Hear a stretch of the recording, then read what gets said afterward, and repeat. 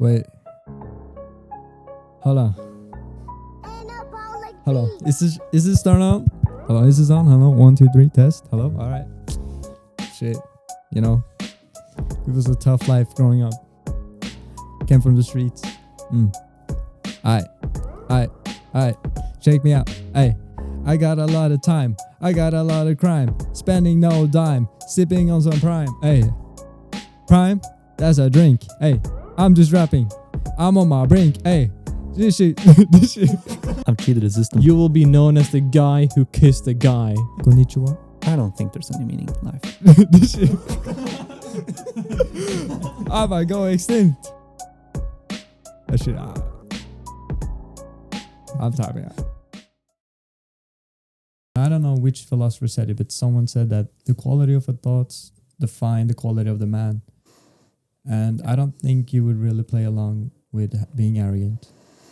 No. I don't know if you would really be authentic and genuine in your actions. I think there's some kind of a wish for me to be able to be completely and utterly arrogant and narcissistic. You wanna. There's something that, how much better would life be if I can just allow myself to just, I am so much better. I am just superior, but I can't because I see people who are of equal competence or even more, and that kind of destroys this whole, I can't be better. And so it destroys this idea. Well, it would be a comforting idea. Yeah, but that's interesting though, because I guess that impacts a lot on your actions. But do you define the quality of an action based on its result or the intentions behind it? Both. Both? Probably. Yeah, it depends. If you're looking at it, it depends why you're asking the question. Like if you care about how it affects society, then the intention, whilst important, it's the secondary of importance, because the intention can tell you how to prevent it in future cases if it's a bad action, or how to motivate it in the future if it's good action. But if you're just reading a report on something, you don't really care if Breivik killed all the people because he was he had a manifesto, he had his belief, or the fact he just killed people. That the result is much more important if you're just reading up on him to figure out what happened. But if you're going to study him, in the courts, of course, you need that secondary importance. So even though I'm saying it's of secondary importance to see the intention, that's still, second. It's not like 10th place. It's like the second thing you should do. But first, look at the result. It's only been a minute and we've already mentioned a terrorist. Oh, yeah, fine. So I gotta say, I don't quite remember which side, but that is between the difference between Immanuel Kant and utilitarian. And I believe that utilitarian focuses more on the intention behind your action. An example was if a killer came to your house and you hide your friend in your house, and the killer has an axe and it's pretty obvious that he's going to hurt your friend, would you lie to him and say that your friend is not there? Even though it's morally wrong to lie? I would lie, yeah. You would lie? Because from the outside perspective, yes, it's morally just wrong to lie. But from my own perspective, the morally good action in that situation is to help my friend. And that morally goodness supersedes the badness of lying. So you kind of get like different rankings. And that morality is not a static ranking. It's like based on valence. It's based on valence. The importance. Yeah, of an action compared to where you are, or rather where you believe yourself to be, where you want to be, and how you get there. So for example, in that situation, where you are, you're in a house, it's dangerous because someone's intruding. Where you want to be, your friend is safe, you are safe, the intruder is gone, and how you want to get there. And, if you want to get there peacefully, then lying might be your best option. And thus, it's moral goodness because it can lead to your success in that plan. It supersedes the inherent quality, negative quality of lying. Yeah, definitely. You just got different priorities when it comes to moral, because moral and ethics is not all the same. You definitely got something that's more important. And I think at the top of that chain, you got human lives. That is the most important thing you can even discuss about moral and ethics.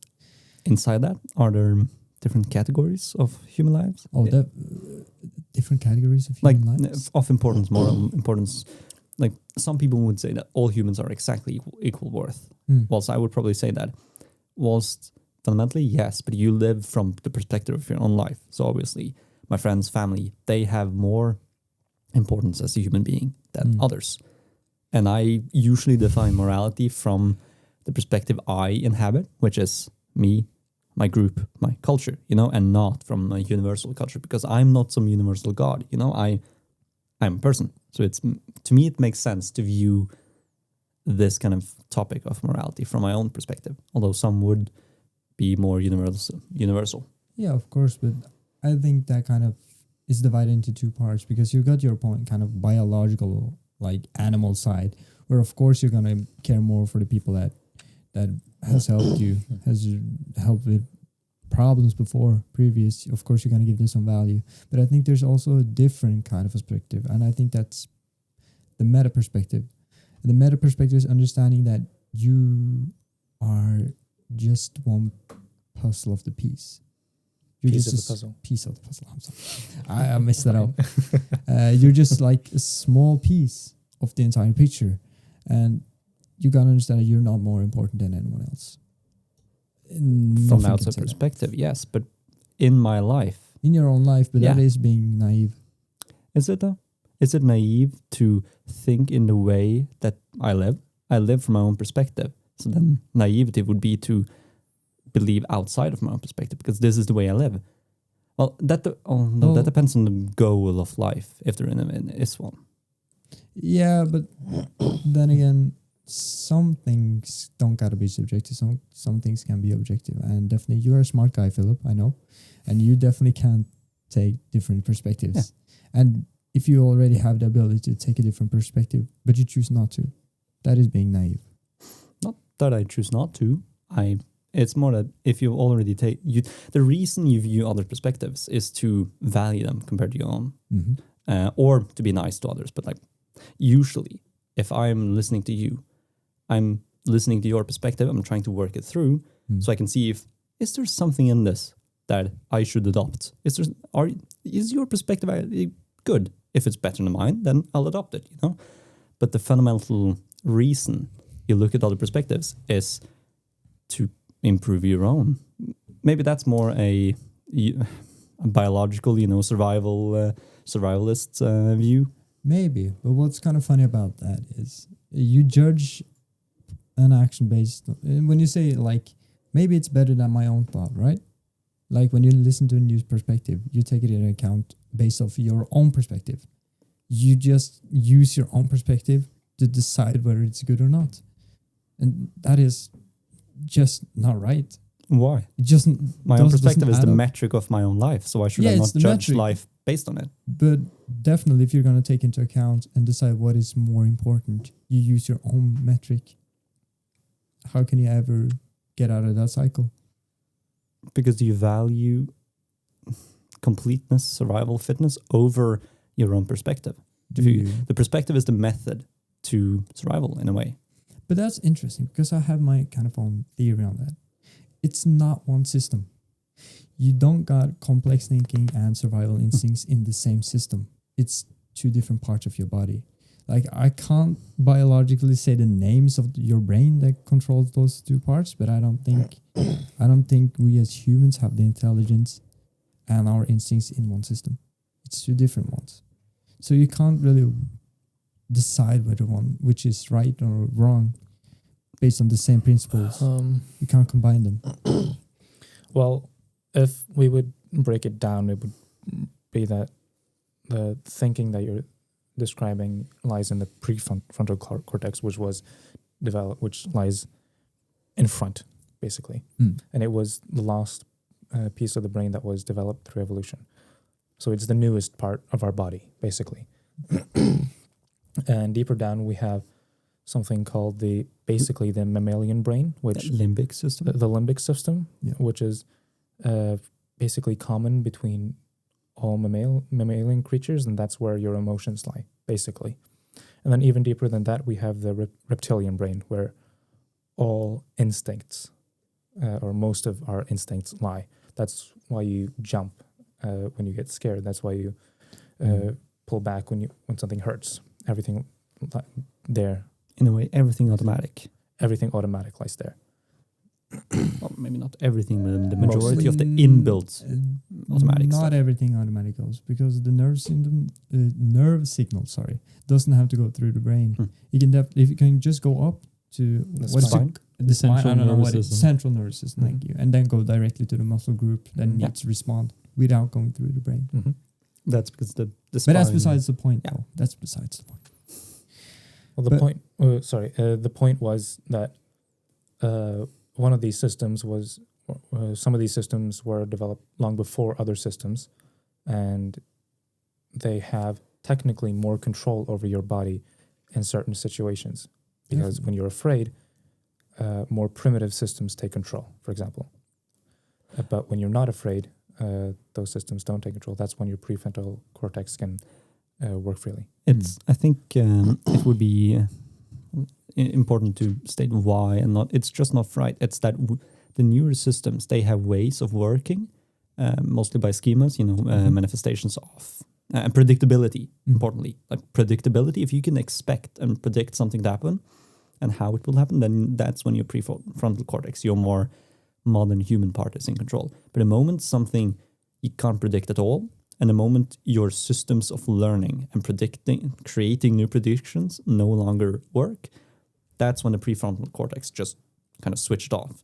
Well, not switches off, it's that the prefrontal cortex, I think it's like 25% of its nerves are aimed at suppression.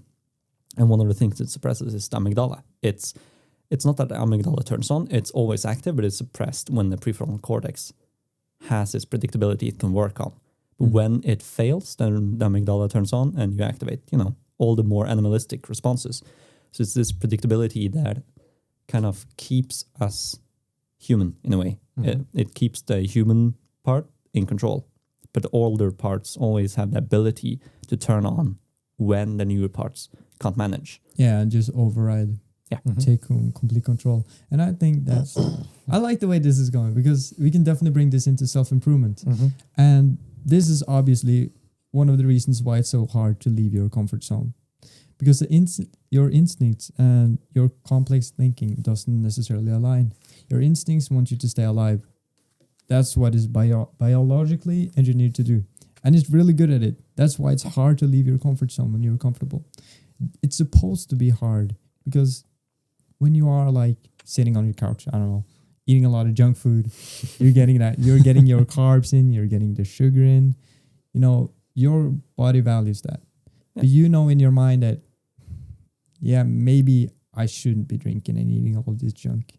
And that is subjective. I mean, go ahead, live your life like you want. Just eat junk food if you want to. But still,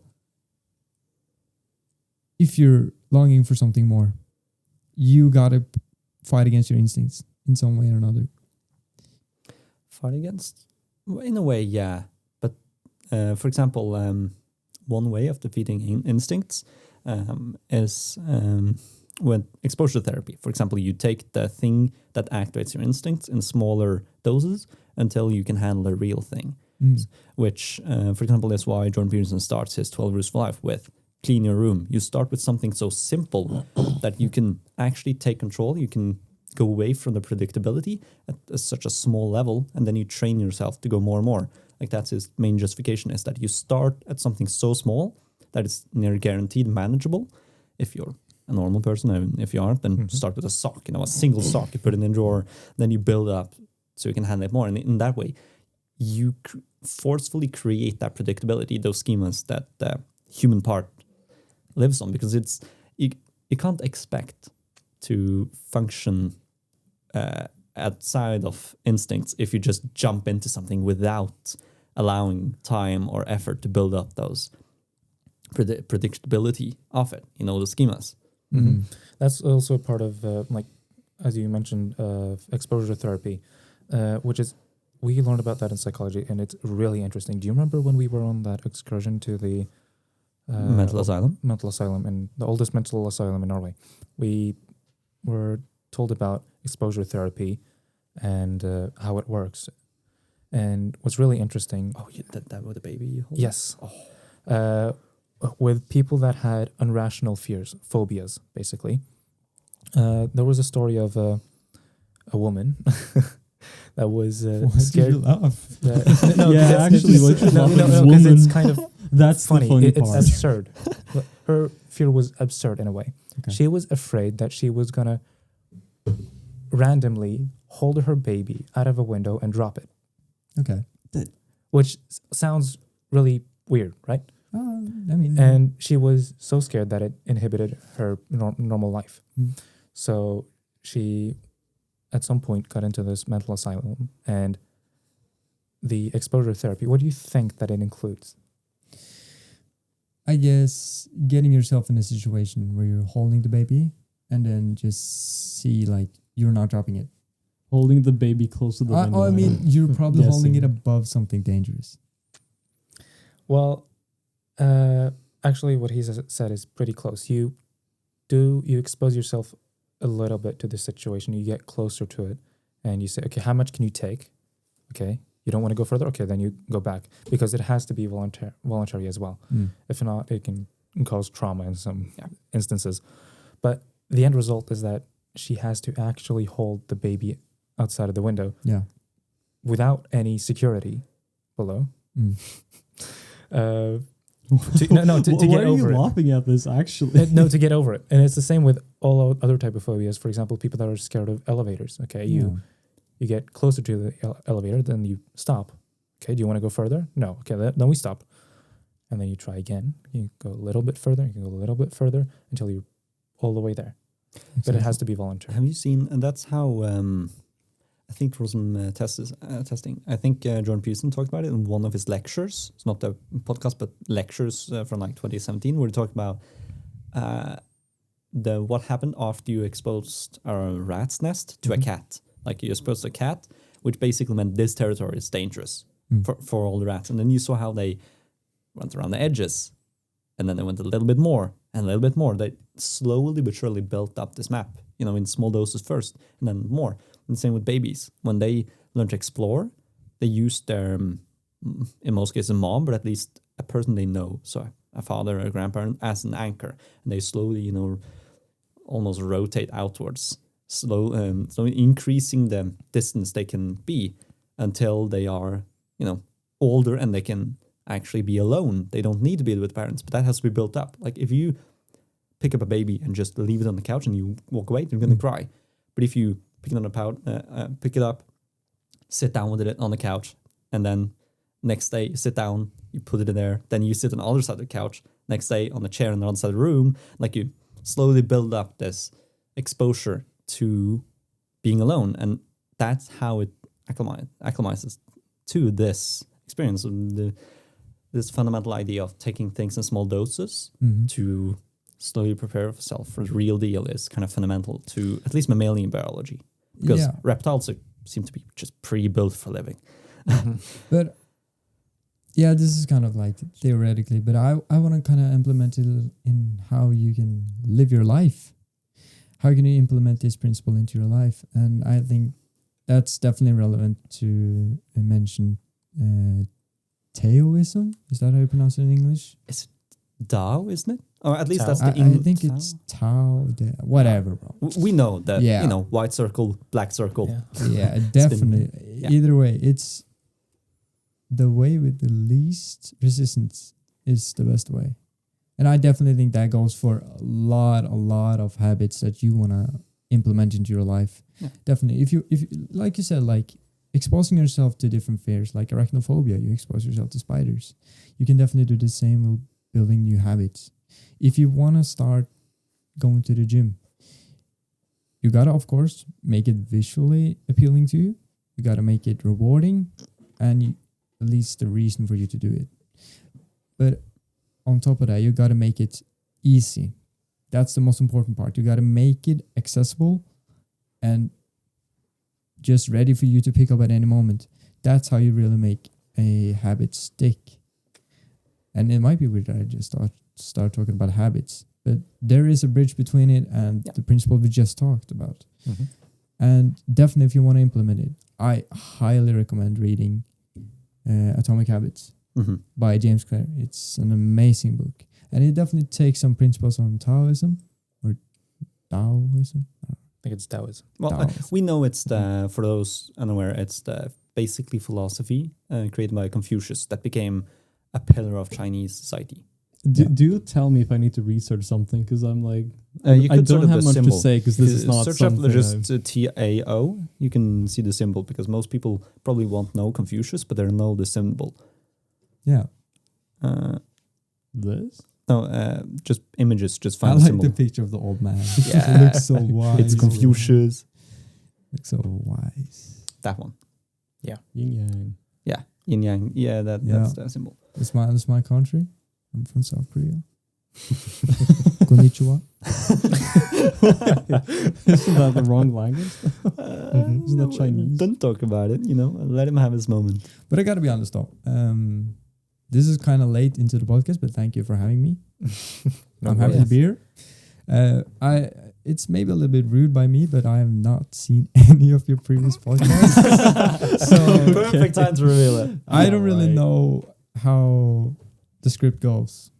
There's no script. There's no script. There is no script. That's a part of it. Like the only reason that works is because we're somewhat familiar with talking to each other. Yeah. Yeah. Somewhat. We have like 3 years. Do of people experience. know my name? Some of them. Well, of course, a lot of the viewers are our friends, but Yeah, friends. outside of that, no, nobody knows your name. I don't think we Well, can mention Can it we yet. just like select a name? We'll call him like Drain. Can we lock Drain. that in? Yeah, Drain. Like Let's Then call you Drain. Drain. I'm the Drain. Yeah, you're the The big Drain. Drain. The Yeah. Drain. You know what Drain sounds like? That sounds like my rap name. Sounds like I gotta spit some bars. No. But nah. We could, if you really want to, we can I really find some wanna- bars. If I really want to spit some bars. If you really feel like it's you're like keeping it deep down, like On locked live inside you. television. Yeah. Well, Has anyone else live. spat No. bars before? no. So I would be the first. You would be the You would first be one. the first one. Let's do it. Okay, Let's do it. okay. Let's do it. Let's do it. Mm-hmm. You're gonna find a beat. Yeah. Oh shit! And this podcast stuff is really funny. Yeah, it is. Yeah, It's just us friends fooling around, Yeah. You were like amazed at Yeah, bro. the setup when you first came in. I was Yeah. kind of expecting you to just go like, "Oh, we're Oh, here." Ah, you believe I would say that just because I'm stoic? Yeah, I knew No. it. Are you that's like a just because I'm insert race here. That's like okay. How do Insert race? Okay. You know? How, Oh, you without noble annoying stoic. listeners, how do we find a beat? What do we search for? Free rap type beat, no copyright. Yeah, but this is rap. You gotta find a no. Why copyright about one. what Just a about beat. just 8 Mile and just mute and you just have it in the background bobbing off with Yeah. no sound? Yeah. Hold on. Oh, Yeah. I need some ad libs. Can everyone do an ad lib? Like Adlib. yeah, an ad lib. We Oof. don't have any No, but like sponsors. just no, not ad read. Adlib. Adlib. Yeah. Yeah. Like producer tags. Oof. So I'm just stupid. Okay. Oh no. Ah. I love how you didn't show the improvise is screen. I was searching that. Speech. Spoken okay. It's like if he's rapping and he's like, "Bullet is a stove, is a big gnome," and then I'm just The fuck is this? What? I don't think that No. that doesn't hit. esoteric shit. Not esoteric, just easy. Oh yeah, No, that uh, spits so well. Come on, do it, Yeah, Mr. spit on that. Stoic. That's racist. Guys, we need some likes and comments on this video. Man, if you would go and hit that subscribe button right now, I'm gonna spit some bars. You're a natural at this game. I'm just gonna spit anyways. You just, yeah.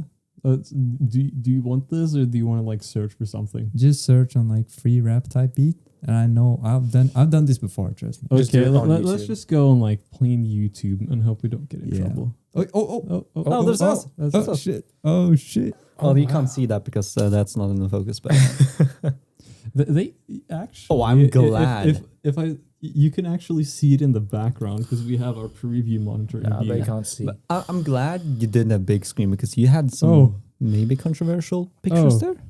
Oi. Yeah, Yeah, Oh, maybe no, something controversial we shouldn't. I've watched that.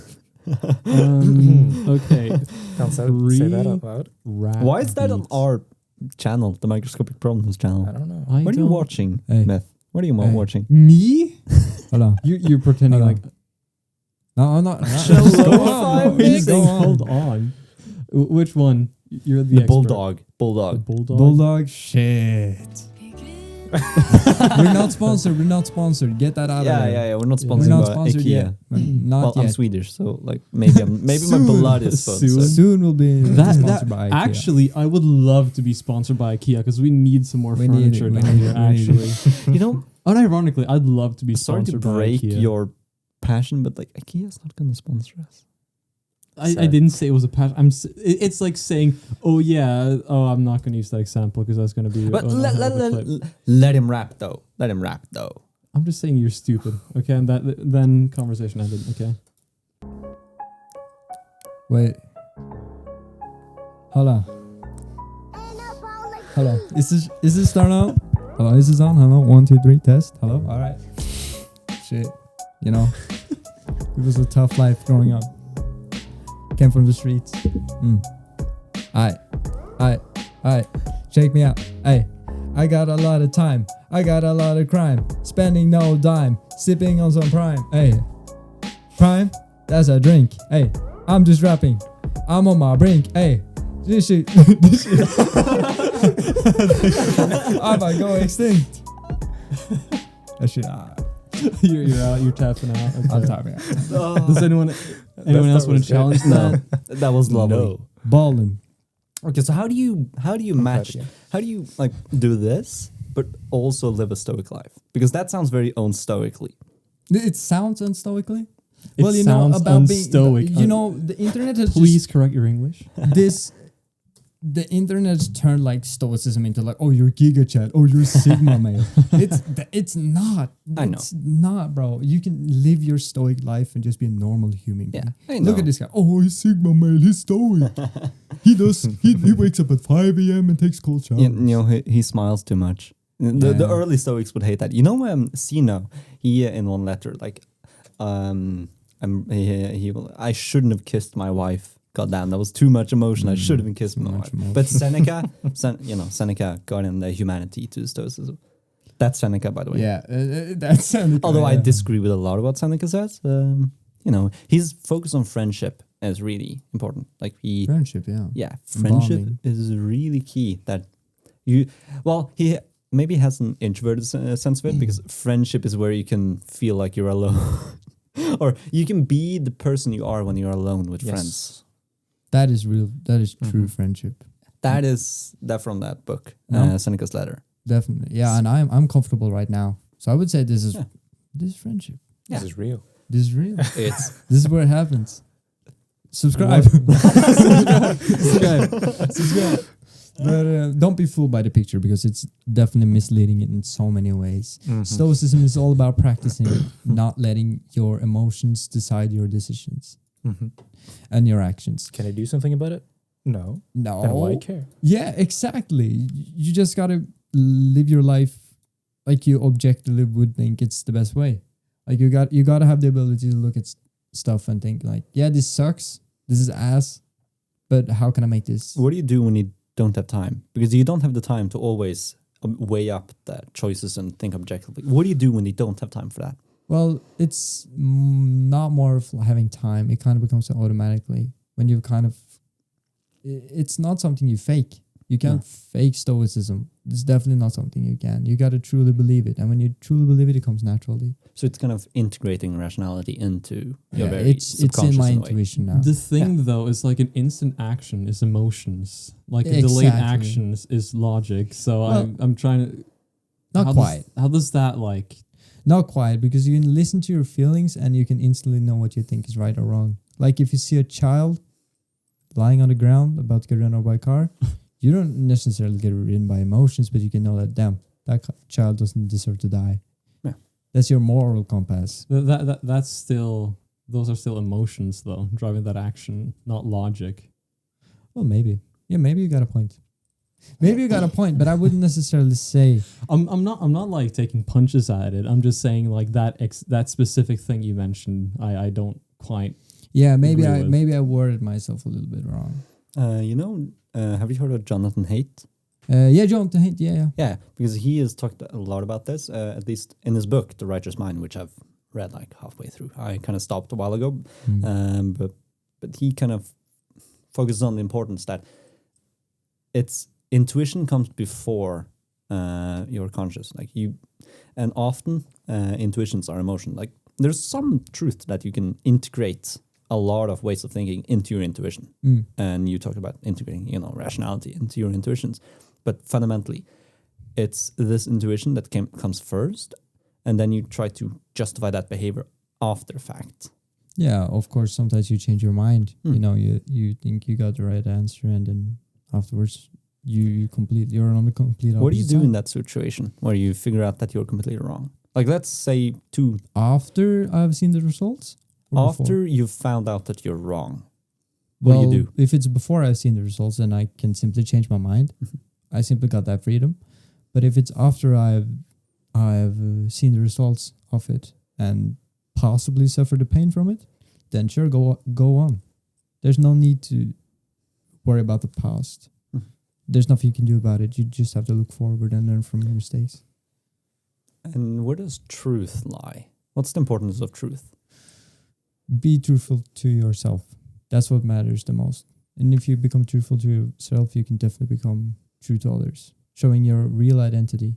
Because I think a lot of people really don't know necessarily who they are. And I mean, that sounds dumb and cliche. No, but it's true. Yeah, but I think a lot of people get lost in who they are expected to be and who they want to be, but not necessarily who they are right now. And to become who you truly want to be, you got to listen to yourself. Like, okay, I'm not going to go into spiritual stuff, but I've definitely done my fair square of self-improvement, such as meditating, journaling, waking up at 5 a.m., taking cold showers. I remember waking up at 5 a.m. Yeah, that was before crazy. Holy. Working out before school 6 out of 7 days a week, abstaining from all kind of candy and sugars. Oh, sorry. Yeah, I can move myself a little further. Okay. Yeah, that's not something I quite control. So it's like, no, that's yeah, just but That's not the same thing. you want me to do this to him? I don't know. Let's just continue. Yeah. Okay. Continue. So yeah, not eating candy, all of that stuff, and You denied our candy, like our studio yeah, I candy. did because I'm still in that phase. That's the A secret. phase? I would expect it to be a phase, definitely. How much of this current phase do you think Until you're going to Christmas. integrate? Until Christmas. What's happening on Christmas Eve? No, but how much of this current phase do you think you're going to integrate into, let's say, your next phase? Well, the phase was definitely like working out 6 out of 7 times, 6 out of 7 days a week. That is a phase. Abstaining from sugar and fat food, that is also just a phase. But what I think I will really integrate is the principles and the morals behind it. I like to live my life in a way where I can feel like I'm in control. And that's when I realized kind of that I need to focus on what I can control and not what I can't, because that's just a useless battle. That's just nothing I can do about it. And I'm not necessarily too affected by not being in control as well, because I don't believe in fate, but I do understand that I'm just one piece of everything and I'm just a part of it. I'm not the main character. There is stuff happening around me that just simply happens to me. And I want to live in a way that kind of results in the best results for me. And that is subjectively. I don't really know what the best way to live is. What is your best result? My best result is living a life where I don't have any regrets at all on what I wanted to accomplish. Is wanna that tell even us- possible? Isn't regrets what one of the ways that allow you to improve? So if you have no regrets, you've never improved. Yeah, but I don't want to die regretting. No, okay. That's definitely one of them. I was going to say something, but I kind of forgot it. Do you mind telling us what those things you might regret would be? Yeah, I can say like generally, it's not taking chances where I can lose or win, and I back out of the chance just because I'm afraid to lose. That is definitely, because I think everything we're fighting for is definitely something you can lose a lot on. And you got to, of course, pick your battles. You can't take anything and just think, oh, okay, I'm going to win at life. God is on my side. I can do whatever I want. That is not the way to do it. You have a limited set amount of energy that you can spend. Like, what do I prioritize? School is on top. School is my number one priority. But I'm also setting aside time for friends, working out. Yeah, I got a job and spending time with my family. Why do you consider school above the others? Because it is the most defining aspect of my, I don't want to say happiness. I don't want to say happiness. That is definitely the wrong word. But school is definitely important for me to have the career that I want to have. And the career is my lifelong work. It's, I wouldn't say my masterpiece, but it's definitely what I put most effort in. What would be your masterpiece? Oh, I was going to ask that. Oh. Well, I definitely got some plans. I'm not going to say it out loud because I don't really like to announce it before I've accomplished it. Good. But I definitely have some plans for the future. It is actually smart because it's kind of like the thing, like, why do you talk about your problems? To let them out so they don't bubble up. The same actually applies to your goals and things you want to achieve. If you just talk about them and let them out, they can fizzle out. All talk and no walk. And All talk, no walk. if you have a goal that you'll stop pursuing when you talk about it, then was it really a goal to do the thing, or was the goal to be able to talk about it? Because I have had a lot of things I would want to do, but after thinking through, I realized that I don't really want the result of this. I just want to be able to talk about it with others. Not the prestige. Yeah. Well, not even prestige, just a lot of temporary, I want to say enlightenment, happiness. Like I would Enlightenment. Maybe Enlightenment. well, temporary enlightenment. Yeah. I mean, like, temporary enlightenment, you become like, oh shit, I know the secret to the universe, and then, oh, I forgot it. Or with your realization, you get on the path of realization. I think that's what's happening to me for the last 5 years, is that I build up a lot of, emotions, thinking, and then it comes a kind of breaking point where I realize. I won't, say what I realize, whatever, because that's kind of personal, but it keeps going in these cycles that I go through a lot of issues, thinking, emotions, negative emotions, problems. I realize something, I go further, then it builds up again, then the dam breaks. So like that moment where the dam breaks is kind of really euphoric, because finally you kind of push off something that's weighing your shoulders off for like the past 4 weeks. Yeah, and that is, I don't remember which religion it was from. I think it was Buddhism. It is called karmic cycles. Karmic cycles is repeated patterns in your life where you experience the same emotions in a circular manner. And when you finally break that, you've kind of achieved like enlightenment. I think it is Buddhism, but don't quote me on that. Probably both sure. Buddhism and Hinduism, because both deal with enlightenment and cycles and meditation. Yeah. Although Buddhism has a less, not spiritual, but less divine features. Yeah. Yeah, definitely. Also interesting talking about religion. I feel so bad talking about myself. But anyways, in religion, like I used to struggle a lot. And I'm gonna say like, yeah, I've been to therapy and I've talked to a therapist, and we kind of concluded that I needed to become religious. Simply for the matter of fact that I don't really necessarily find a meaning in life. And that is so draining of my energy. And we kind of concluded that I need to gaslight myself into believing God is real and becoming religious. I've never heard a That therapist say anything like that. You know when we're talking about that with religion and culture acting as a sort of immune system, a spiritual immune system against nihilism. Yes, nihilism is the lack of meaning of everything and anything. I was not I was definitely not into nihilism. I've never been that, so don't get the wrong picture. I was just really depressed. But don't get the wrong picture though, because I still love life. Well, nihilism is philosophical depression in a way. It's still really it's still really interesting to hear about this, because I don't necessarily think there's any goal to life, because I really like science, but that doesn't bother me. Why? Why doesn't that bother you? Yeah. The meaning in life is kind of what you assign it in a way. No, there's no point in me doing what I want. There's no point in me like But I don't caring like about accepting my that answer. family, I guess. But it's something I want to do, and I'd rather have something than nothing. Yeah, sure, you can just have something to kill time with and forget about your existence and all. You call it like spare time problems, but I, yeah, you can accept it and say like there is no meaning to life, and all, and you just kind of decided all yourself. But I feel like that makes it all meaningless. Like, no matter what I do in my life, I'll die as successful as I was born. Well, I don't think that kind of that's builds not on really my potential. my thought, though.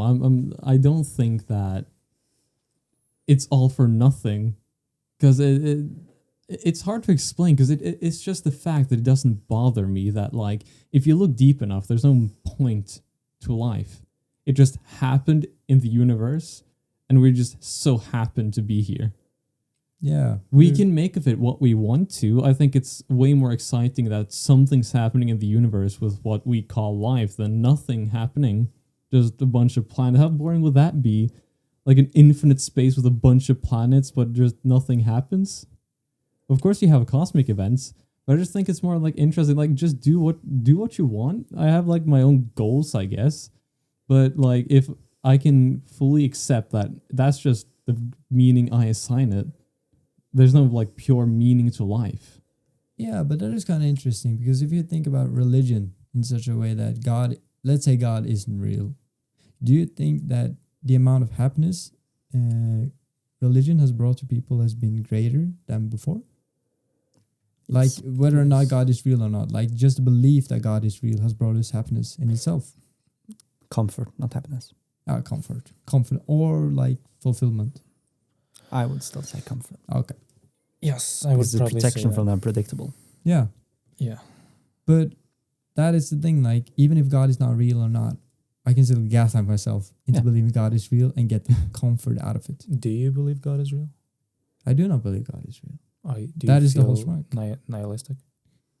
I'm not nihilistic. No. Do you feel a sense of nihilism? Existentialism. Okay. Existential nihilism. Oh. Well, But okay, let me ask you a more kind of personal question. go ahead. What in your life that you do you feel like gives you meaning? That's a problem. I don't know. I But can think is there short-term. something? Is there something that could give you meaning in life? And maybe the meaning of life is searching for that thing? I haven't yet found it. Okay. But in that, you kind of presuppose that there exists something in life that can have meaning. Maybe.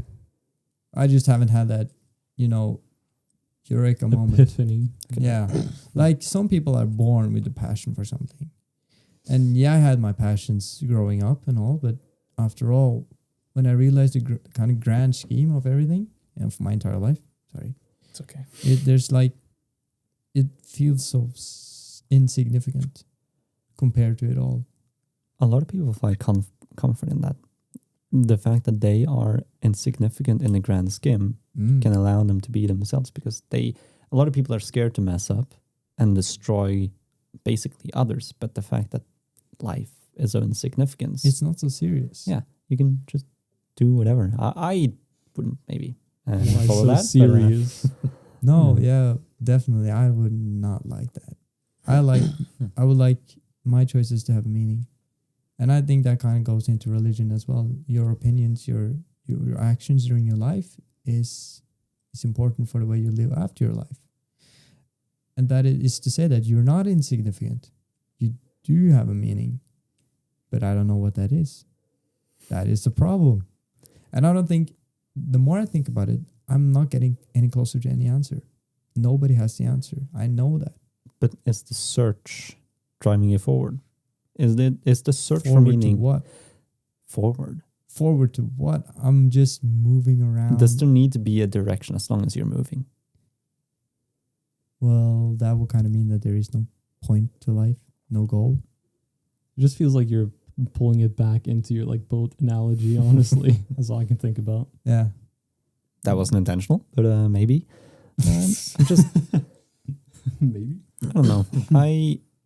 I don't think there's any meaning in life. But You don't think there's any objective meaning to life? well, objective from which standpoint? Like, if we are to say from a species standpoint, then yes, reproduction and survival will be objective meanings to life. But I don't. But like I think that meaning is relative, because what's meaningful to me is doing what I enjoy. But then when you take a step up to society, the meaning is that society progresses, and then you take another step up, it's that humans reproduce and stay alive. And then on another scale thing, maybe like we don't kill everything on our planet, and then once again above there's nothing. What is meaningful is what allows me to thrive, survive, and continue. I just say Really? like I do think meaning is like relative to the scale you put it at. Because like exactly like what has a purpose to the universe if it was like a living being? Not us. We're like some tiny little ants, even smaller than that, some like microbacteria. Like, we don't care about a single cell in our body. Yeah, exactly. It's just what scale you want to look at it. So it's just like it's kind of hard to like when you get to like these deep views, it's hard to like kind of put yourself in other people's places, but it's just like, how do you find a meaning? And because to me, it's just like foreign. It's like, have a meaning. Like, I want to get some money, maybe get like a cinema camera. And that's how far ahead I look. I want to do good in school so I can just do something. And then I want to get that cool thing, this little cool pack of technology like a cinema camera, and then just have fun. Find meaning. At least I haven't been able to find meaning. I've tried to convince myself. That's exactly why I think meaning is relative. And I also think that a lot of people are happy until they think, I need to find a meaning with life, and then they suddenly get sad. It's like, if you remove that aspect, what would you do? If you don't think about meaning, what would you do? Ignorance is bliss, but knowledge is power. Exactly. Which do you want? Knowledge is You can't power. have both. You have to choose one. Power or comfort. And to be honest, like in your example, Espen, as you said, it sounds almost like a tunnel vision onto like the materialistic. But the way I think about it is life is more than what I'm just saying is physics. just that's what, like right now, that's what I'm looking Yeah, forward right to, because I'm now. already hitting all the other things I want to do. But life isn't just what's around you. Like the way, like you go to school, like what do you do? It's way too early in our lives to really have these like broad sides. You cannot start thinking about like, I want kids right now, for example, in my opinion. No, but I'm thinking beyond I want kids. Yeah, but what I'm saying, you can't. Yeah, but it's That's a clip. Yeah, I want that's a kids. clip. I want kids. But I'm thinking like beyond the materialistic. I do believe that there's a meaning beyond that. But I'm not materialistic. It was just an example.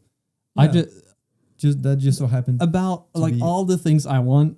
I want a cinema camera, because right now we're sitting here in a podcast studio. We have can I do this correctly? We have 1, 2, 3 cameras. I want more. Yeah, you want more. But My goal literally is just I want to improve this. Because yeah, of course. My hobbies, like they all like kind of compact into this. I like computers, I like technology, I like sound engineering, I like cameras. Yeah. And what you see around you, that's what we have here. So it's not that I want things. All I'm saying is that relating to what I'm doing right now, what would be the next step? Of course, it would be making more episodes, but it's also improving what we've got. I could literally just freeze things and I'd be fine. I'd be okay. That's a problem with me. I don't have a drive to achieve something because I'm perfectly okay with where I am.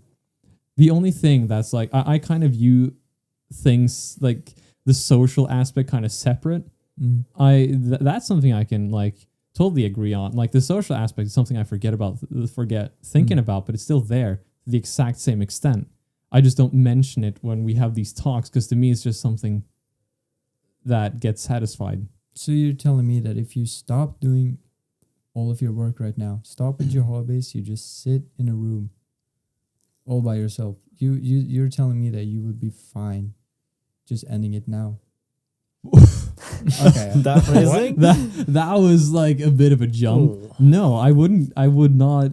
How do we not get flagged on YouTube? I would not just stop it. Commit and die. No, but like I would not suffer a quick drop heard and a that. sudden stop. No, I wouldn't. because to me it sounds like you're just distracting yourself from by materialistic stuff. To me, it's just like I can do what I want to. Of course, I want to reach some potential, but like, I just want to move forward. I don't really care.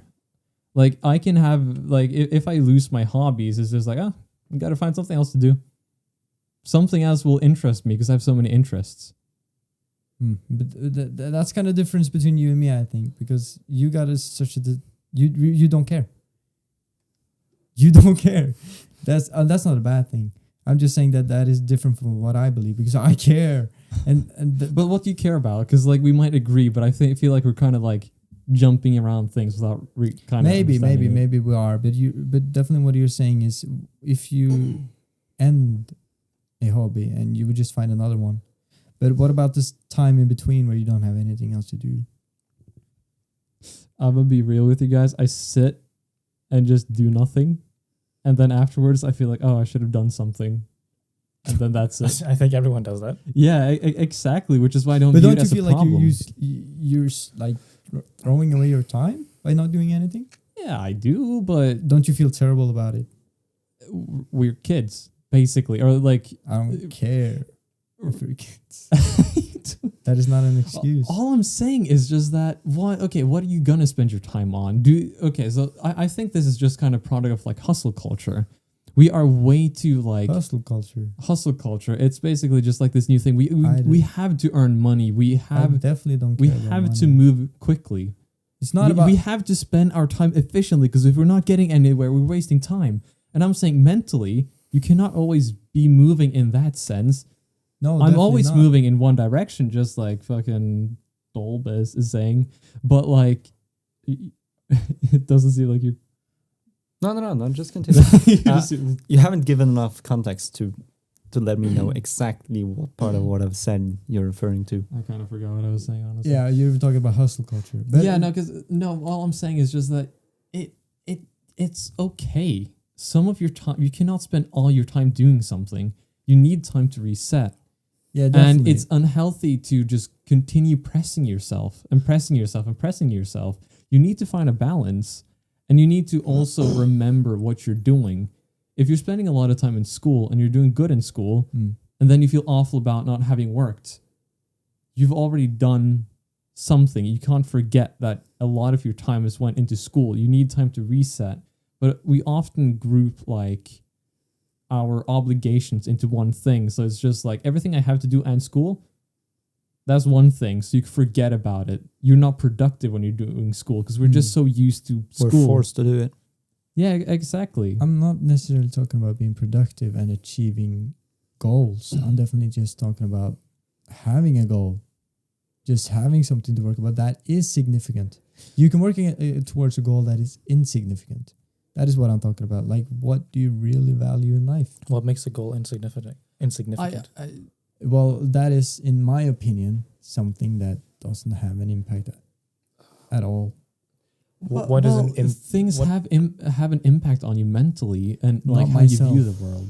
I don't view, not myself. I'm talking about like in the bigger scheme, like how many people can I affect?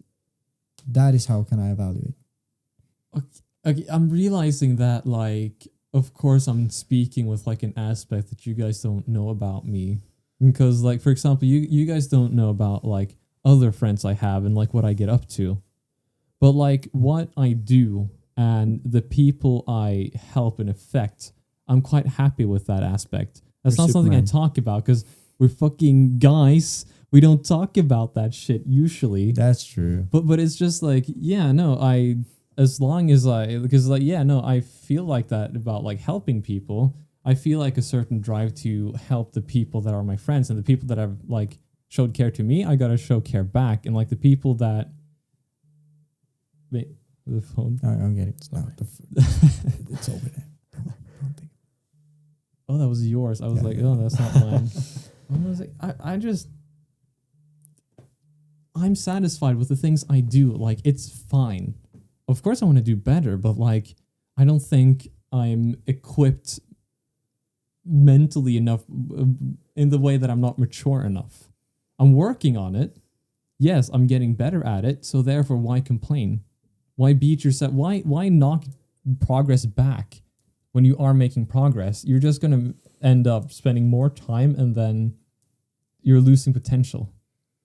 But I like your perspective, and I can definitely see myself in it. Like, I would definitely choose the same path as you are currently on, I would suppose. That you kind of say that you're not mature enough and all that, but is that really an excuse? I wouldn't say, or maybe not excuse. Is that really something? An excuse for what, though? An excuse for finding something greater, For like not other feeling- than your goals. No, the thing is that I haven't done things enough. I don't know what to do yet. So I cannot really know what I want to do because I can't know like my great goal because I'm on no selected path yet. But can't you try? Because that mindset, Yeah, I can it sounds try, like, but you know, like, aren't we trying right now with a bunch of the things we're doing in our spare time? What are you doing? You're right. You like no. What are that's you not- doing? No. So mean. What I'm saying is like, what do? You're right. You try the things you enjoy. Some of the things won't work. Some of the things like will pick up. Like some of the things you will suddenly because how many projects have we all had, and then have just kind of Projects, school projects. no, just Oh, projects. I think Currently, currently I have like, that I can see some like difference because I feel like at least I have a lot of like projects, like things I have defined that I'm going to work on, and you also do that. well, Do you have that? yeah, but they have Is not there an end necessarily goal? been successful. no, but is there an Good. end goal? Because maybe that's a difference that, at 'Cause least I- from your definition, you have an end goal. I understand. Sven. I feel like we're just missing a lot of the information. No, but to, I like, understand. I properly- understand. Like, definitely, when you have a project to work on, you feel more content. You feel more fulfilled when you have something to work on, and when you finish that, you're gonna feel amazing. That is, I don't deny that, but I think that is distracting yourself from the true nature of your life. I mean, yeah, you can feel happy about it, but is true happiness really just the meaning of life, or is it more than that? Life What is bri- not happiness. Yeah, Not at all. it's meaning, in my opinion. Well, I don't think meaning is inherent. I think, at least from my own perspective, I'm talking about from my life because I'm not supposing to say I have the ultimate solution. You know, I'm not absolutist in that way. But I think, at least for me, there's no meaning inherent in anything. And I don't think there's any meaning to find other than the ones I create. However, I hate that answer. explain why. Oh, Explain why, please. Saying there is no meaning to life just gets me nowhere. And I don't understand how you can be content with it. saying that. Well, I said that since there's no inherent meaning, I have to kind of create that meaning because I can't live without there being a meaning. But I don't think there's any inherent absolute meaning to life. But everyone needs meaning eventually, or at Everybody least needs something meaning. fundamentally that drives them. You don't have to think about meaning itself because most people do not think about these deep topics, but they still have comfort in life because that idea, that meaning is underlying everything, but they don't think about it consciously. Because it seems we too, at least you, we have thought about this consciously. What is the meaning of stuff? Most people don't do that, but they still derive that meaning. And I wish that could be me, and sort of get that ignorance is bliss, but that's not. Definitely. You have to said, create it. But what you said, where does that get you? Where does worrying about not having a meaning and finding a meaning get you? Hopefully closer to my goal. But the thing is, they both just waste time in the exact same way. It's just a useless know that? discussion in my set. Well, if I'm sitting here being like concerned and like sad that I don't have a goal, like a predefined like big goal, I'm just wasting time the exact same way as if I didn't care about it. Well, that is I'm just- assuming that there is no goal to life. I don't know. Well, I'm not saying that I don't have like a goal. I'm just like, Or I meaning, I cannot meant put meaning. into words what I'm after. Yeah, but now There's you- something I'm after, obviously. Like I have like, but I have like a very like short-sighted way to view life. And- I view like, I take it in chunks. But like, well, in your presupposition of me, I didn't choose to think about this. Kind of, I didn't choose to try to find meaning or think about meaning. I was going by life very comfortably, and then just one night. Wait a second. What what is this? Why am I here? What is this? And then I Exactly. just had a few months of probably the closest I've ever been to depression. I don't think I became depressed because I generally am able to just block it away until later. It's like if I'd thought about it 24/7, yeah, I would have been depressed. You guys Completely, all, but I Distract just- yourself. Yes, and then I thought about it as I'm going to sleep, lying in bed. I thought about it for like months on end.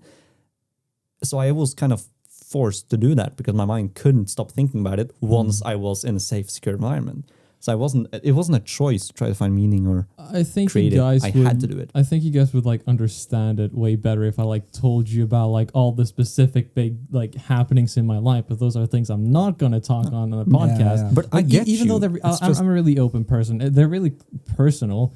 I'm willing to talk about them, but not with that thing pointed at me. Yeah, 'Cause exactly. I think that's unnecessary for certain people to know. I think there are Yeah. like walls of like what do people need to know. It's not that I care about people not needing to know. I just don't want it to be broadcasted. Yeah, I Because like understand. you often have to tell people things different ways. Because some people can take things more directly. Some people handle what you say differently or like interpret it differently. And we definitely got to talk about this more. Yes, But maybe not on certainly. camera, okay? But sure, this is really important. I don't care about people knowing. It's just that I'm not going to start talking about this here. Nah, yeah. I- Not now. If I could get every single person that watched this into like a separate like individual like groups, I could tell them. Yeah. But I'm not using one general like explanation for everyone. You want to talk because- to people, but not the masses.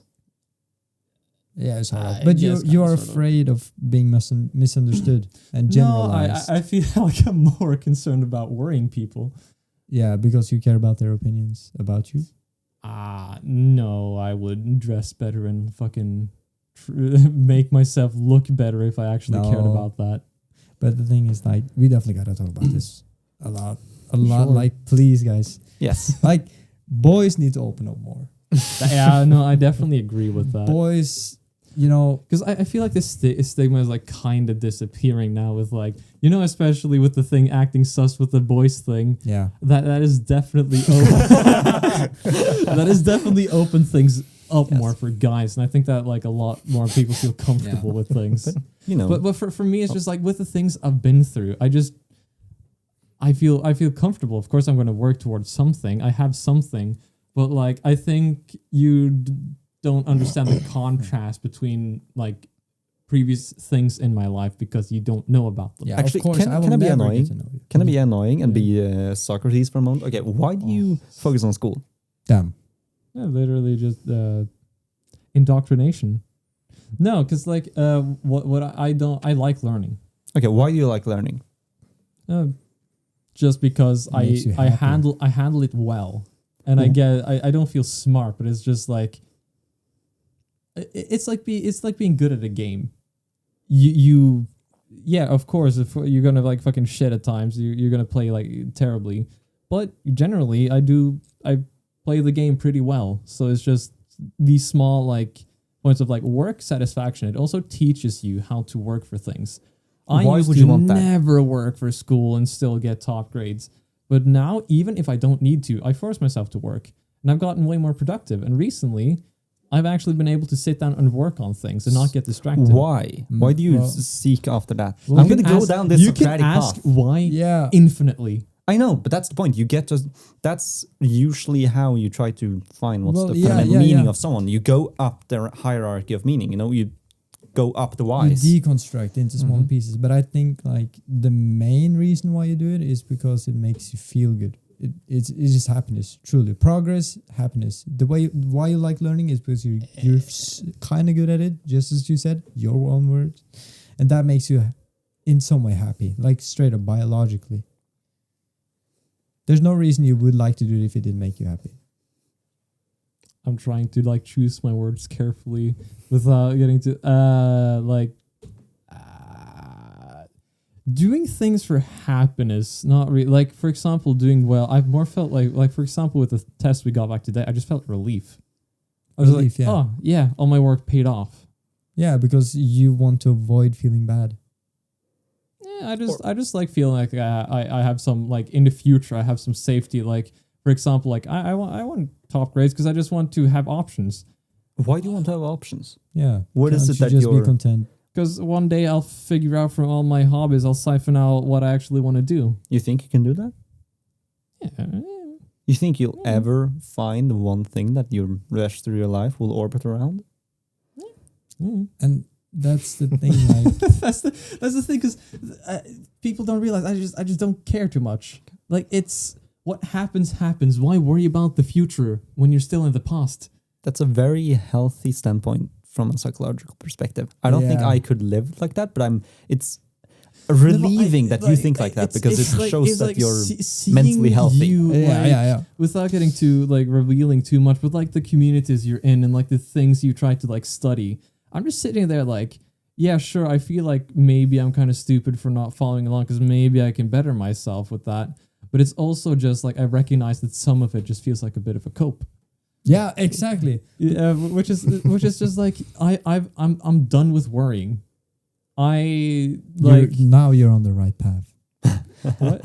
Now you're on the right path. You Trust won me, over my him. friend. You will be enlightened if you follow this path. No, because like that's exactly why I'm like this now. Because I'm too tired of like being worried about things. Yeah. Because you remember fucking primary school, how worried I am. Like I was scared of dying every other day, and like everything. So it's just eventually I got to the point where like I'm tired of this. Exposure therapy. You've thought about it so much, you're comfortable with it? No, Or you just give up thinking about it's it? still He just there. grew up. It's You became a real man. no, because like I've done tests. There's like I've been, according to tests, I should get myself checked out for OCD, for example. But it's just You don't care. But no, it's not. Bro, honestly, in the start, it was just like, what if that affects my opportunities to get a job later in life? That was actually my thoughts back then, which is exactly way too much. But like I don't. Maybe I show symptoms of it, but that's about it. So it's like I can explain how my brain works by just saying so the way like I think, at least like before, kind of looked like OCD. I don't have OCD because I'm not a Twitter user. I don't claim to like have things. So it's just like, yeah, I worried way too much. I was like have obsessive thoughts and everything, and like it just got exhausting. So eventually, I'm just like,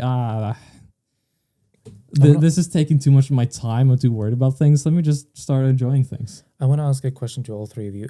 Do you feel like advancing towards the goals, the arbitrary goals that you have set, goals. Yeah. feel meaningful?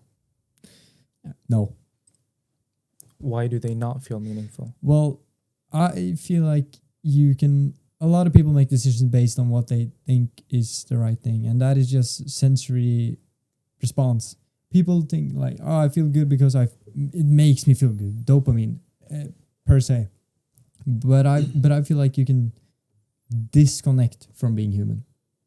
That is what's the problem, because I've got this unhealthy fantasy about that there is something greater that is not human, and you can disconnect Unhealthy? from. Yeah, I would say unhealthy, because you can definitely disconnect from all human needs and become monk, go monk mode.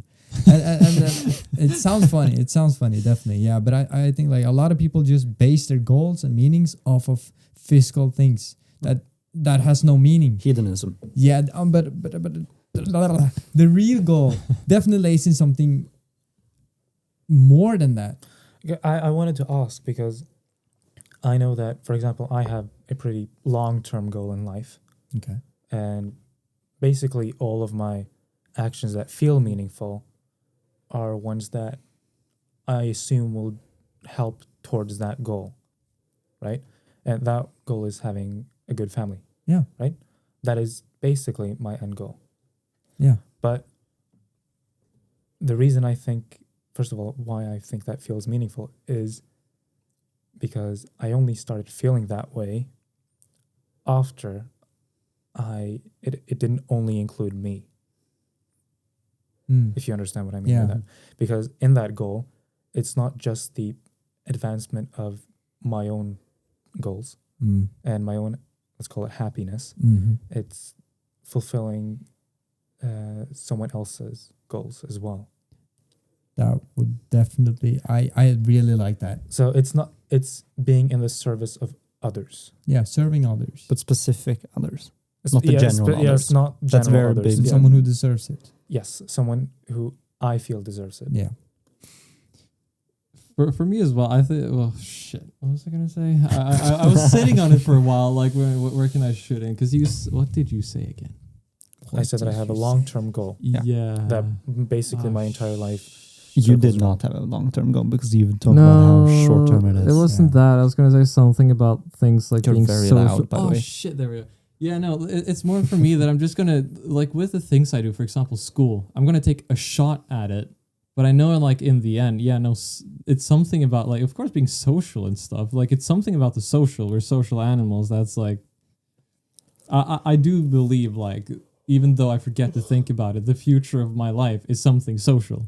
I think most people think about that, especially with family and stuff. But it's just like, why shouldn't I give it a shot to, for example, get a really good job? Why shouldn't I? It's just like I'm not going to give up. Yeah.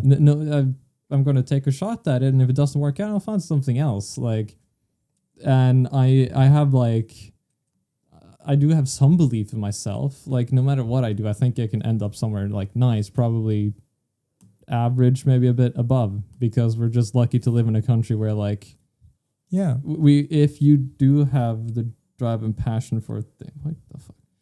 It said I've been standing, but I haven't. But sure, you can go for that goal, but why not also just run around naked in a mall? Because you'll get exiled socially, and that's So? where a lot of fears stem from. Because Yeah, sure, but you're why should I afraid. listen to my feelings? What makes not necessarily a goal is good because of my feelings. No. There's no What goal? No what goal connection can between you those two. reach by being? I don't care about being happy. No, but like, what goal can you reach by like doing that? That's Like- the thing. Going to prison, for example, people think differently about you. Maybe it's like difficult to get a job. What path is there? You can like go out, live out in the woods, but what you still need some starting point. But why care about success and like people say like achievements? Why even care about that? Why? Why not care about Why that? not? Well, I feel like I've disconnected from my feelings, and Why do you consider your, let's say, more conscious, your more logical thoughts or rational thoughts more important than your feelings? Both are part of you. Why well, is one both are part superior? of me, yeah, of course. But I feel like feelings, no, that is a part of the biological human. Thinking is too Yeah, of course that is, but it is also what makes us unique. able to make more meaning out of life. I would say opposite. Our ability to think.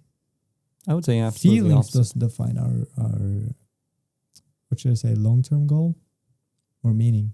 No, but I probably would. I don't think it's the logical, the rational part that gives us meaning. It's the feelings and emotion that gives life color. Rationality, it's the camera, it's the picture, all right? But Yeah. it's the feelings that make it the color picture, make it more realistic, more vivid. And you can't live without the picture. Like that's your life. So that's what being a human is, those thoughts. But by excluding emotions, you exclude a very important part of yourself that Oh, for sure. You want to know an example where I completely exclude all feelings? You know the trolley problem? Mhm. I don't give a shit if I go to jail. Fuck it, I'm saving as many lives as I can. Even if you have to kill your own grandma. Because my grandma is dead. Oh, It's just an urn. I didn't expect it to go that way. all. But yeah, if I can save 5 lives, but I gotta pay the price, sure. Sure, bro. You I don't consider care. all life to be of equal value, no matter their connection to anything? Yeah. Is this something you have gaslit yourself into believing through the religious therapy gaslighting? You know, I never told you the results, but I never became religious. No, but I never did do it. that process, like tried to convince myself of religion. It didn't work, No, it but didn't I work. kept a lot of the ideas. Part of that being that there's something fundamentally fundamental in the human spirit, you know, in the essence that makes us all equal to a certain point, that there is some fundamental equality. Yeah. But I also have that view of, you know, relational equality, that I consider the life of my brother more worth than the life of some random person from Sweden. Like, that's just how it is. I wouldn't consider like it to have more value. It's just like, yeah, no, of course, it's just my feelings. But feelings are values. I think it's a difference because I consider Like, feelings inherently subjective. I think it's just like value. people group them together, but I think it's just people have a value, and then there's a subjective value, which often comes from what value they have to you. So that's like a small little boost. You have the human value, then you have that small extra boost of it being like a known person that then you add together, not just worth straight up. Why not the opposite? That the majority of the value anything has is in relation to you, your life, or your acquaintances. But there's still That's some the fundamental same, value. just with like relative to another thing. Yeah, like I consider stuff just in my house more valuable than stuff in some other people's house. Like, I wouldn't destroy your stuff, but like, that's fundamentally yours. So it has meaning through you, but the meaning that's the closer something is to me, the more meaning it has. And yes, you could call this egotistical, you could call this self-centered, and yeah, it is. I am a person. Yeah. I am a conscious being, consciousness, ego. That's who I am, and I don't reject living like that. Please don't destroy my stuff. But the thing, I want to destroy My your stuff is expensive. but the thing is, like, the difference between you and me and there is that I try the most to disconnect from my human behaviors, such as listening to my feelings and such, because I don't necessarily find meaning in following those feelings. I find meaning in being not human, because I know humans and everyone. Okay. Huh? I just wanted to ask something. Have you been in love? I've been in love. Yes. Yeah. Do you want to be in love again? Sure. Do you think you would have meaning while you're in love? No, that would be just feelings. I'd kind of agree with them to some extent. It's just like, do you want to be in love? Yeah, sure. Yeah, Why not? sure. But I'm fine as well not being in love. Exactly. I feel like we're diametrically opposed philosophically from what you've said. Like, you try to distance yourself from the human part. I try to dive into it. I'm more Nietzschean. You're more It feels Stoic. like there's a different person there, because it's suddenly just like more stone-faced and stuff. That's kind of good. You know, people can have different ways of expressing themselves. They can be different. Yeah, it's really nice to be able to express yourself. But it's kind of hard to describe feelings with words. Mm-hmm. Yeah, and I think like another thing with me is just that I feel like I'm so, my like normal self is just so inoffensive that I can just be myself. Yeah, sure, some people think I'm weird, but that doesn't bother me. Right. Do you feel like, and it shouldn't. do you feel like you're in a state of apathy often? Or melancholy? Apathy is a better word, because the Stoics specifically sought after this. The independence from feelings. It's the original Greek definition. Melancholy, apathy, yeah, definitely. Do you But you want know- to be in apathy? Why would I not want to be? Apathy. Because the apathy removes the color from life. Yes. Yeah, but I don't want to. I feel like this kind of gives off the wrong image of who I really try to express myself as. But definitely, like, yeah, just saying, I'm trying to remove color from my life to be able to live a way where I'm disconnected. Is that from my the humanity. truer path? Is that a truer path? Is there some True? rational ideal you're searching for? I really don't want to say what I'm thinking. My mind is just echoing Patrick Bateman. And Patrick Bateman? I don't want to say. You know, no, but like, seriously, I might just be bipolar or something. No, the reason I'm asking this question is because I don't think you that's are. specifically, I'm reading letters from a Stoic, Seneca, and he talks about, well, not him specifically, I haven't read that far, but at least in Stoicism, there's, you know, this general ideal, living in accordance to nature, this rational, logical part, you know. Do you seek after that? Do you think, and if you think there is some rational idea, so you seek after it? I seek after the truth. a complete truth that I can live with no matter how I feel about it. Whether I hate it or I love it. It's a truth and I need to follow it. You kind of give up the vibe that there's just something that has happened or actions that have happened that you just feel done with. Oh no. Because, no, I've had my phase where I was done with shit and I had my quote-unquote villain arc. I had my phase where I was like, fuck life, I don't give a shit. I had my phase where I was like, I love life, I love everyone. And you know, at the end of the day, I just ended up like, shit, what the fuck?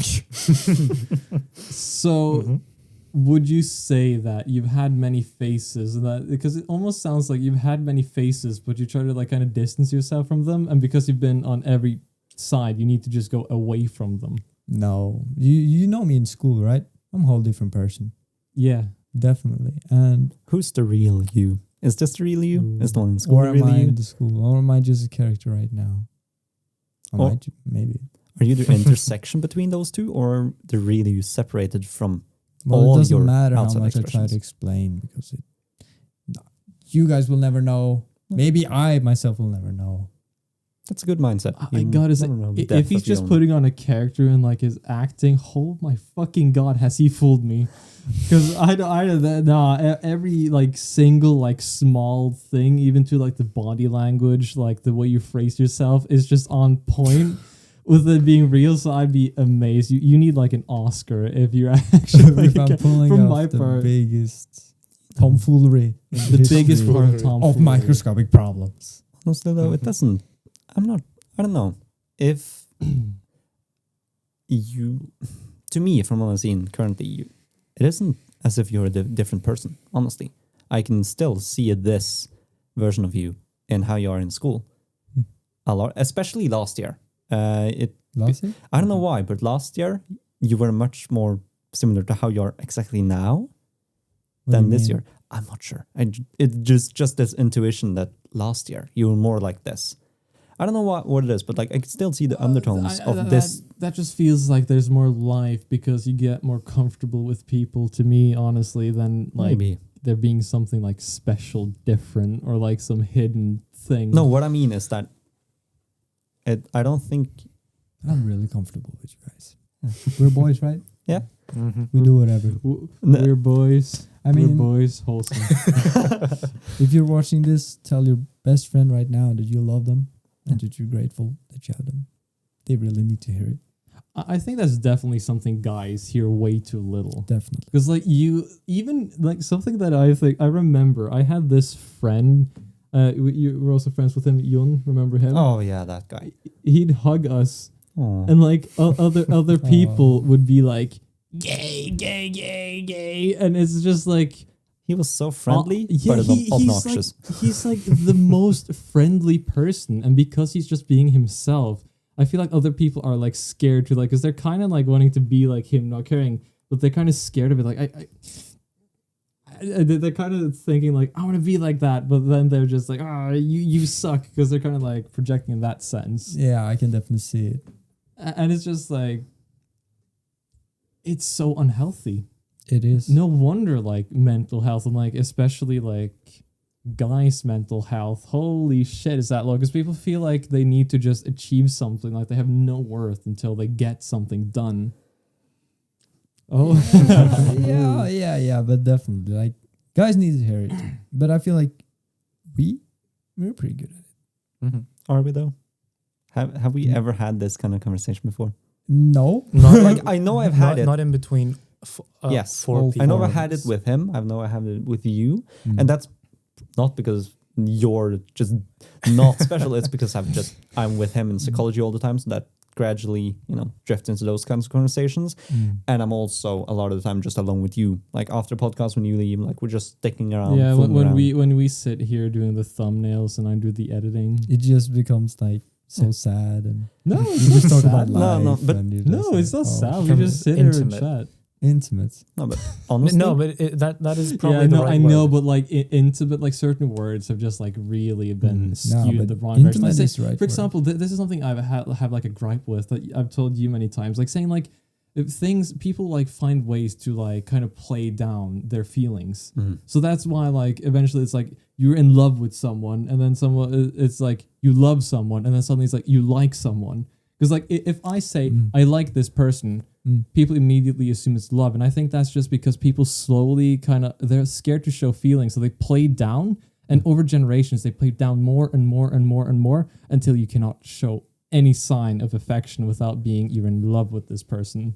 That's the thing. And that's like especially unhealthy because like fucking girls, oh god, how much they can do so much more. That's gonna be clipped. They can do so much more. Like fucking He wants to kiss the homies goodnight. you can't do that. You can't do that because then for the rest of your life and the rest of history, you will be known as the guy who kissed a guy. Yeah. Well, It's kind of true though. it's 2022. I mean, if Wait, you're Don't gay, care. I accept you. I don't care. But that's I honestly, don't simply care.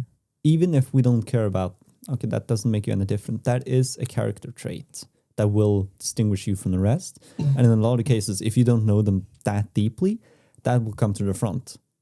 Like with our last guest, he's not really monarchist, obviously, but that is a distinguishing feature that's kind of Sticks with you. Yeah, that differentiates him from a lot of other people. Yeah. Even though a unique feature. yes, he's and a so being relative gay is monarchist. kind of like that. It distinguishes you from most people. Oh. And then you remember them through that key thing. Like, Even though it's a pretty small part of yes, their person. the way Mhm. you remember other people is Yeah, you kind know of that- based on how much they differentiate themselves from the I masses. haven't thought about that much. Like small details like that, just the small things that differentiate you become your like defining trait because you Yeah. view it from like a social standpoint. What's my defining trait? What's the one small thing? You're Swedish. No. No, you know That's what? not You, small. No. That's 50%. Energetic. yeah, you The smile a 50% lot. bad part. You smile a lot and you seem like you're in a good mood. Most of the time. That's really defining trait by yours. Mhm. It's yeah, and no, and then it becomes Thank you. especially scary when you're in like a room alone with him and he's not smiling, not Oh happy. shit! Like you feel like he's snapped. yeah. Yeah, But there's got to be something like when you're with your homies, you're definitely a different person than when you're in school. Mhm. Everybody has kind of 100%. their own kind of mask or character that they put on because they are expected to act like that. Yes. And I hate that. Expect both expectations from society, but also your own expectations. Yeah, Expectations. exactly. And especially your own expectations Mhm. because you don't have a proper perspective on yourself. I feel like one of the reasons it seems so like weird that I'm just like content is because I feel like I'm just myself. Yeah. Exactly because like the way I am is just like it's me. So it just I'm just lucky that it works Mm. at school, for example. I can just be myself and it's completely fine. I don't feel like I have to put on a character or anything. Yeah. And I feel mean- like that's one of the reasons why I'm just like so everything's okay. Honestly, back to the quote I pulled up from like Seneca a while back, that friends are the ones who you can be the person you are when you're alone, and when you're alone, you're your true self in a way you could say, because you have nothing outside that forces you to regulate. And I mean like completely alone. Even if you're online typing, you're not alone. You're in a situation that regulates your behavior. If you're in a crowd, you're not alone. But like completely alone, you're your true self. I wouldn't say your true self, but your truest. And with friends, good friends, they allow you to be that. And I am my true self now. So I would consider. We're good friends, but I'd say I'm my like What's the but? Oh no, what's the but? but what? Come on, guys. Come on. Come on, guys. No, I definitely say I'm like I'm my true self. It's just like it's just like what packets of information do you want to include is kind of the thing. It's like oh god, I'm trying to find like not like a programmer like nerdy way of saying it. Oh, That's fine though. That's like you can use like having a computer and then you have a bunch of different, for example, like hard drives or something. It's still the same computer, it's the same specs. It's just what part of your memory do you want to be accessed? What part of your memories do you want to be open and want parts of your memory can you talk I about? think we actually talked about this when we set up the podcast, like before summer. I talked about how in middle school, basically I had 3 different personalities in a way: my online, my in school, and my in my family. And then as I moved to high school, that those kind of melded together, much in part of you guys. But I've had friends who I didn't have to put on a separate mask of dumbing myself down, and I could actually be a, I would say a better self, but at least a truer self, and What that kind of a mild it away. piece of shit school, like socially, honestly. Like, Do not say the name, please. I'm not going to say the name. No, what I'm saying is that, no, it's fine, but I feel like everyone's hiding. So, like, there's like, if everyone just agreed, it'll all like, everyone would just drop the facades. That's like the impression I get. Because, like, it's just like, no one wants to be the first person to drop it, because then other people you're going to stick out before everyone goes back. And I feel like that was kind of what that school was. You just kind of, but like, I like my friend group there, because like we all gave each other shit. So we all knew you're not above anyone else. De 3 bukkene Bruse? Fight the book. Oh, there. Oh, Exactly. down. Down. No, because like if you act like a piece of shit, they treat you like a piece of shit. If you act nice, no one has a problem. And I think that was like, yeah, definitely it's something that defines you mentally, but it's also just like in moderation. I think that's a really like good thing. Is a good environment to be around. And to be fair, it's not other people that just force you to be a certain way. It's also your own behavior and expectations force how other people react. Like in middle school, I was a shy little kid, basically the perfect bully target. Oh. But I wasn't bullied. I had to actually develop social skills beyond just being nice to people. And I kind of managed to, maybe from their perspective, befriend the bullies, but not to the extent that I, was with them all the time. But I managed to avoid what you would expect from a classical bully, because I had to force myself out of my shell and develop myself. I went from like being the most popular where I lived before I moved to just being another person. I still had like, I was between the people who were willing to just be themselves. I was like not popular, but like I was known, like it was fine. But I think like, so like, I think normally that would destroy someone. Yes. But for me, it was just like, it's whatever. You weren't defined by your own popularity. A lot of people do. Yeah, no, because I think that's stupid, because you should rather define yourself by like how you are to yourself. I kind of forgot like my wording of it. But it's like, why define yourself by what other people think? And those people usually just have they're scared. Yeah. They're scared. They judge you because they're scared. So I don't know. I was just never hit close to it. That's probably because of like how I had it, like not dox myself, where I lived before. Yeah. And it's just like, I think people have tried to pick on me, but I just don't care. That's the thing. Like, that's a positive thing, but it can definitely be like the first step into ruining your own life. And that's kind of where I am. What right way? now. It's kind of when you take it too far and you just let it take over you, where you don't really care. You don't see the significance in it. Oh, And like you let that. that Well, really I obviously care. I want to take care of the people around me. I want to like do good thing. Oh, I bit my tongue. I want to do like I want to do something that's like going to drive me towards some goal. So like what I know is like I have a few things that I know. One of these things, they're going to be my goal.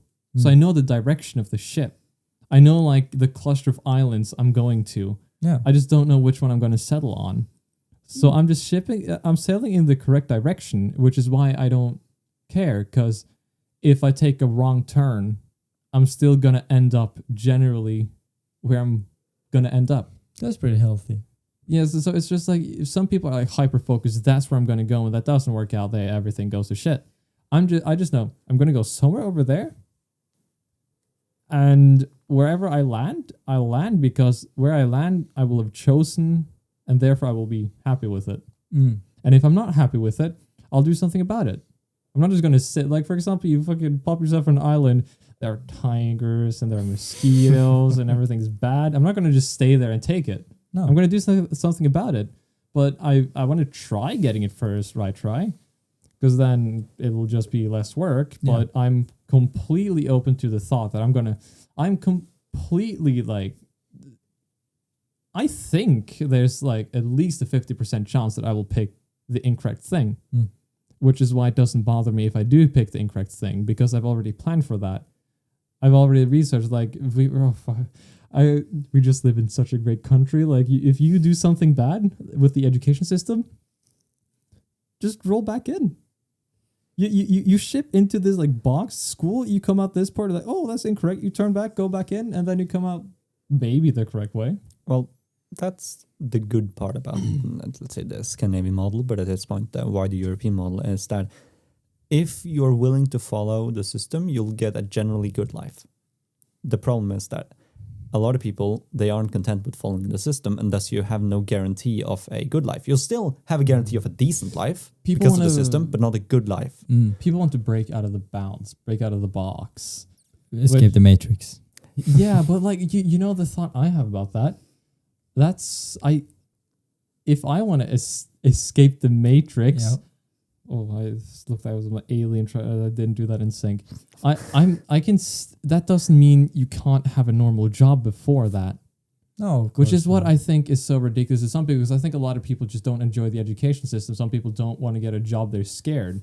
Therefore, they're like, I'm gonna hit it big and escape the matrix.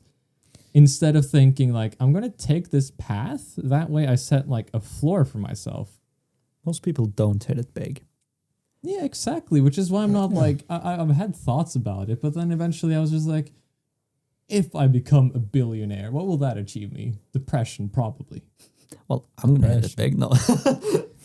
No. Well, the suicide rates for like really rich people is pretty high. You know, we've actually discussed that, me and Lion, that the people who ascend to the levels of like billionaires and that kind of success, they get there because they're very good at setting goals, but they forget that once a goal is reached, life is now meaningless again. Yeah. They lose the ability to set new goals, which is why I would consider just finding a general meaning is superior. And meaning in this case would be something that can constantly generate a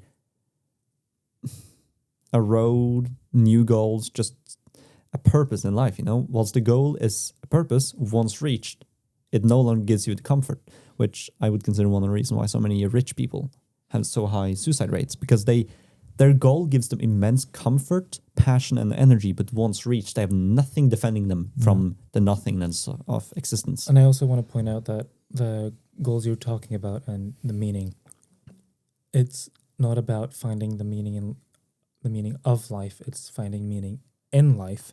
That's a very big difference.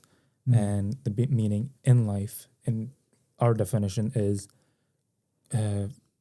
any step that you take towards a goal that feels meaningful. That's the feeling of meaning. It's not the objective meaning of anything. It's simply the feeling of meaning that you generate when you advance towards a goal. And that's why, for example, that my goal technically right now is so far away. And so it won't be reached within 10 years, probably. I've cheated the system. My goal is beyond death.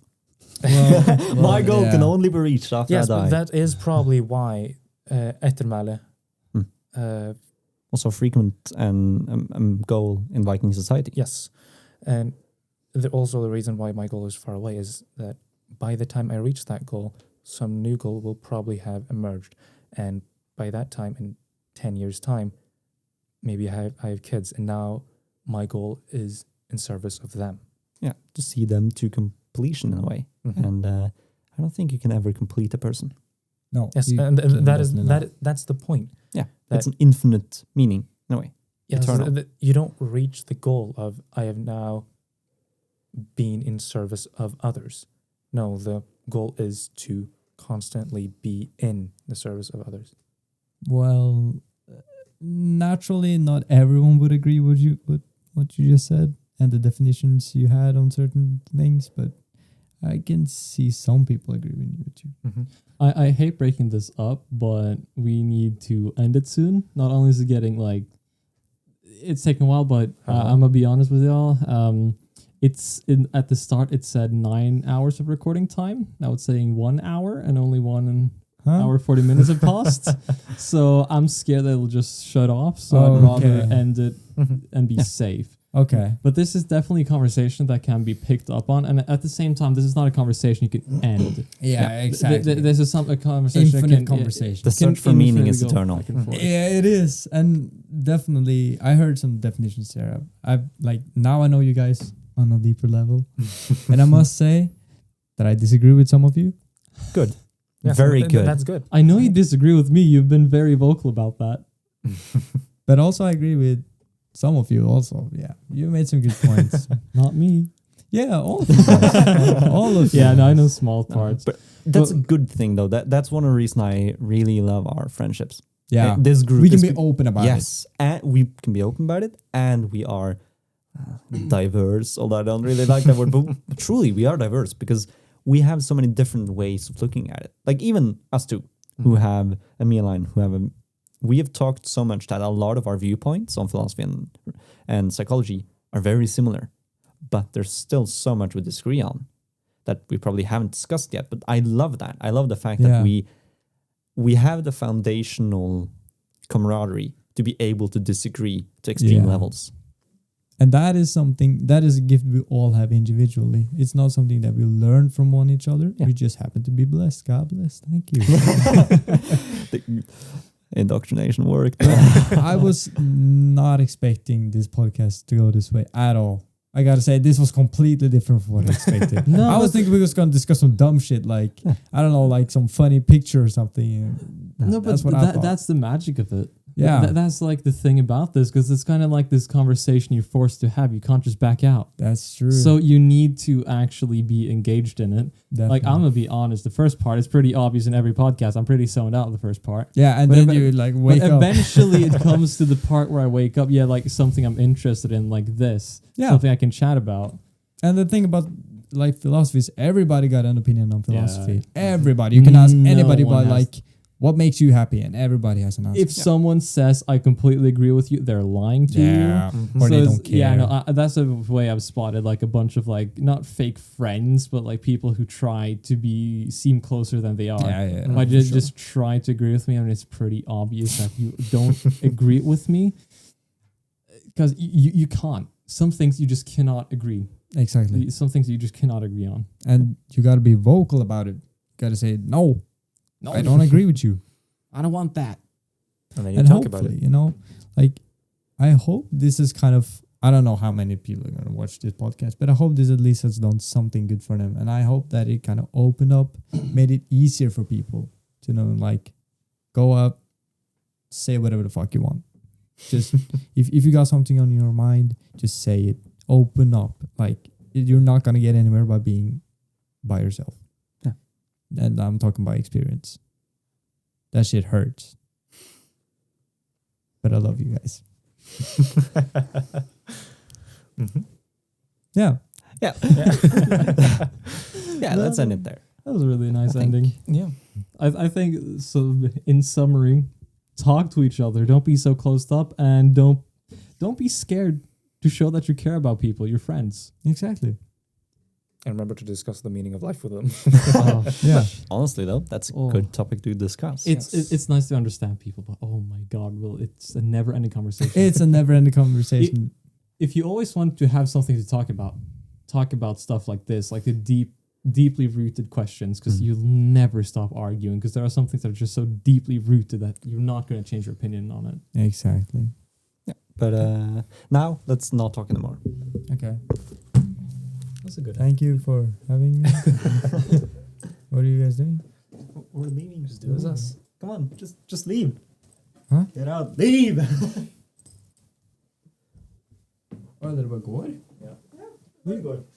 It's not done yet. Come on. Or do you just want to sit here? I don't know. You want to sit here? That's fine. hungry. Just sit here. Okay.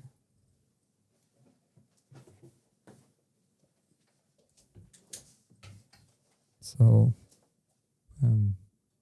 thank you for listening. I'm all alone right now. Like and subscribe.